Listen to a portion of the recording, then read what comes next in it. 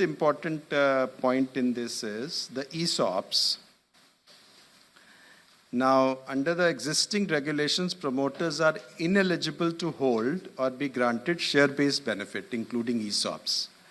If they hold such share-based benefits at the time of filing of DRHP, they have been required to liquidate such benefits prior to the IPO. Now, this provision has been found to be impacting founders classified as promoters at the time of filing of DRHP. So the proposal approved by the board shall facilitate founders who receive such benefits at least 1 year prior to filing of DRHP with the board to continue holding or exercising such benefits even after being specified as the promoter and the company becoming a listed entity. These proposals will also promote many of the startups, etc., when they come for listing, and the founders losing those, today they have to liquidate. So if they have been given the ESOPs 1 year prior to listing and filing of the draft DRHP, then they can continue to hold them. However, the board has not approved. I mean, there was, during consultation, some people were saying that even the ESOP should continue to be made available to them even after their listing, post-listing as ESOPs. Those have not been agreed to. The fourth proposal relates to the special measures to facilitate voluntary delisting of certain public sector undertakings.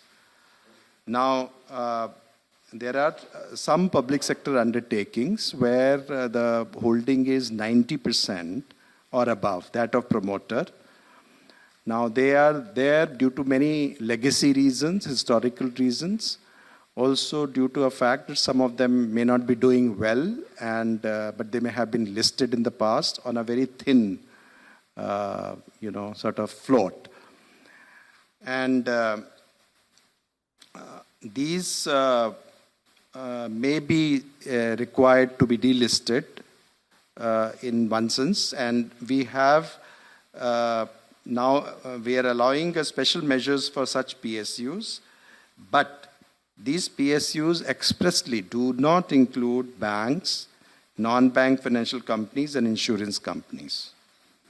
So there have been some media reports on whether it will impact public sector banks or whether it will impact LIC or other insurance companies. So this is not applicable for such categories, which is expressly mentioned.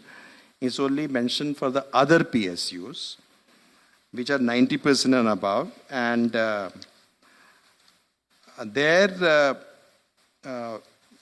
basically, what is being provided is easier method where the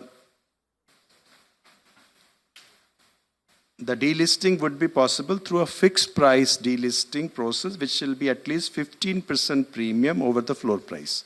And the floor price will be determined through the valuers and all that. That is explained.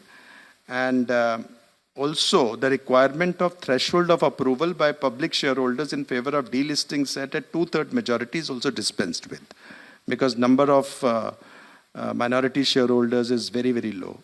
In that case, if there is those delisted PSUs undertake voluntary strike-off effected after the date of listing, but not later than 30 days from the expiry of 1 year period subsequent to delisting.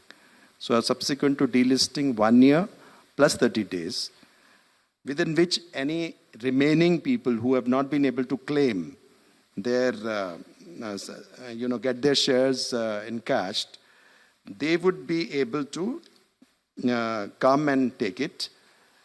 And thereafter, this will go to the designated stock exchange, and this will be available for 7 years. And post which, if the remaining amount, if any, shall be transferred to Investor Education and Protection Fund for entities established under Companies Act, or to Sebi's Investor Protection Investment Fund. For any claims to be made subsequent to such transfer, the investor can approach the designated stock exchange, which will be reimbursed by IEPF or IPF as applicable.